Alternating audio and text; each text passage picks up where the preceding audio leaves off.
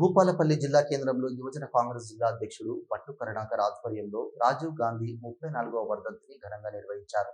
ఈ కార్యక్రమానికి ముఖ్య అతిథిగా భూపాలపల్లి ఎమ్మెల్యే గండ్ర సత్యనారాయణరావు పాల్గొని రాజీవ్ గాంధీ విగ్రహానికి పూలమాల వేసి నివాళులర్పించారు. ఈ కార్యక్రమాన్ని ఉద్దేశించి భూపాలపల్లి ఎమ్మెల్యే గండ్ర సత్యనారాయణరావు మాట్లాడుతూ రాజీవ్ గాంధీ మరణించడం కాంగ్రెస్ పార్టీకి తీరని లోటని, అదేవిధంగా రాజీవ్ గాంధీ ప్రధానమంత్రిగా ఉన్న సమయంలో ఈ దేశం అన్ని రంగాలలో అభివృద్ధి చెందిందన్నారు. ఈ దేశంలో కూడా ఐటీ రంగాన్ని ముందుకు తీసుకువెళ్లాలని, ఆ రోజు ఐటీ రంగాన్ని మరియు టెలికమ్యూనికేషన్ రంగాన్ని అభివృద్ధి పరిచారని అన్నారు. అంతేకాకుండా ఈ దేశ భవిష్యత్తు యువత చేతిలో ఉండాలని, 18 సంవత్సరాలకి ఓటు హక్కును కల్పించి ఈ దేశంలో ఉన్న యువత అందరూ కూడా ఉద్యోగ అవకాశాలు పొందాలని ఆ రోజు రాజీవ్ గాంధీ విదేశీ పెట్టుబడులను తీసుకువచ్చారని గుర్తు చేశారు.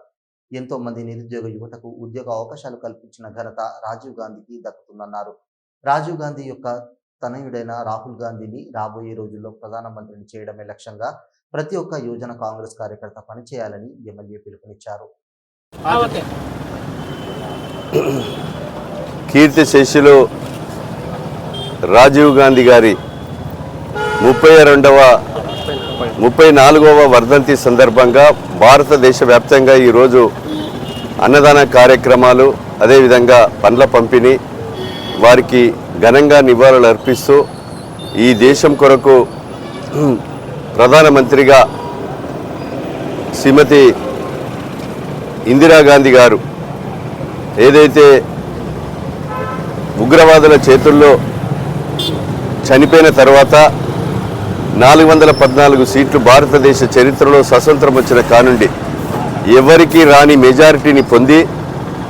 ఈరోజు ప్రధానమంత్రిగా అయిన తర్వాత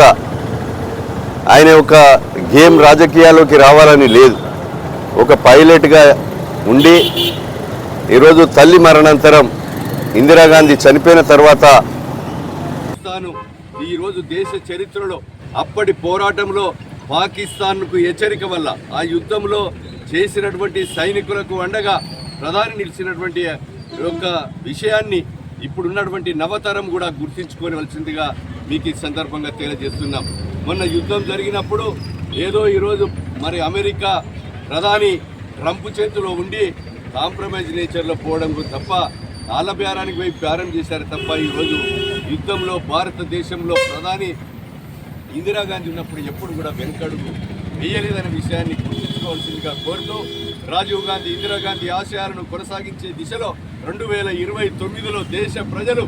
బడుగులు, బలహీన వర్గాలు, అట్టడుగున అనగారినటువంటి ప్రజలు, మేధావులు, కవులు, కళాకారులు, అన్ని వర్గాల ప్రజలు కూడా మరి రాహుల్ గాంధీ నాయకత్వాన్ని ప్రధాని విషయంలో ఆలోచన చేసి వాళ్ళ యొక్క నెహ్రూ కుటుంబం ఆ యొక్క ప్రధాని పీఠంపై వచ్చే విధంగా అందరూ కూడా కంకణబద్దులై సైనికుల్లాగా పనిచేయవలసిన అవసరం, ఆవశ్యకత ఈ దేశ ప్రజలపై ఉందని తెలియజేస్తూ మరోసారి